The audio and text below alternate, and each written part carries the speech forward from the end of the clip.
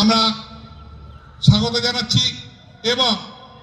এই প্রোগ্রামের যে মূল যিনি দায়িত্ব নিয়ে এই প্রোগ্রামটা করাচ্ছেন আমাদের মহেশতলা পৌরসভার পৌরমাতা গোপাল সাহার নেতৃত্বেই আজকের এই প্রোগ্রাম। তাই এই এখানে উপস্থিত আছেন আমাদের এই 30 নম্বর ওয়ার্ডের পৌরমাতা রেখা থেকে শুরু করে এবং 29 নম্বর ওয়ার্ডের পৌরমাতা বাবুল সর্দার এবং আমাদের